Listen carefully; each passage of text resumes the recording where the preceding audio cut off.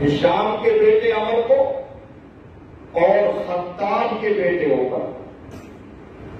میرے نبی نے دو کو چنا، ان دو میں سے میرے اللہ نے جسے چنا اسے حضرت عمر کہتے ہیں رضی اللہ تعالی عنہ۔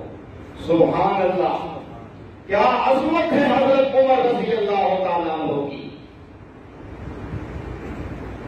حضرت ابراہیم علیہ السلام نے دعا کی،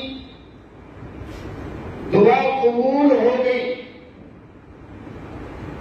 حضرت ابراہیم علیہ السلام کی دعا کے نتیجے میں محمد الرسول اللہ تشریف لائے، اور جب محمد الرسول اللہ نے دعا کی، دعا قبول ہو گئی۔ دعا کے نتیجے میں حضرت عمر فاروق رضی اللہ تعالیٰ عنہ تشریف لائے۔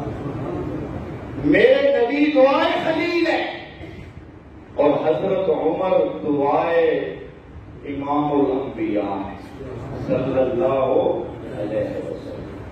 یہ خود نہیں آئے، بلکہ انہیں میرے نبی نے غلاف کعبہ پکڑ کر رب سے مانگا۔ مانگنے کا انداز بڑا خوبصورت ہے۔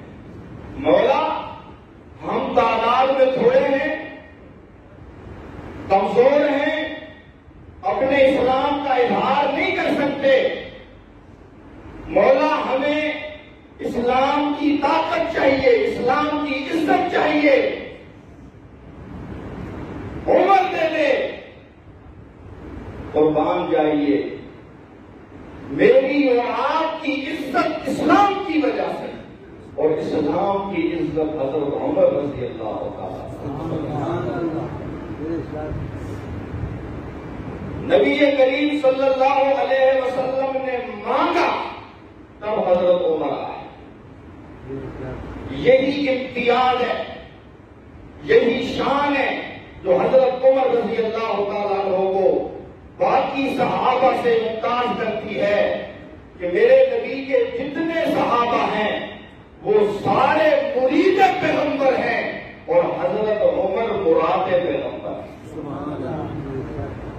وہ سارے خود ارادہ کر کے آئے ہیں، حضرت عمر خود ارادہ کر کے بھی آئے، بلکہ رسول پاک نے خود حضرت عمر کے لیے ارادہ کیا۔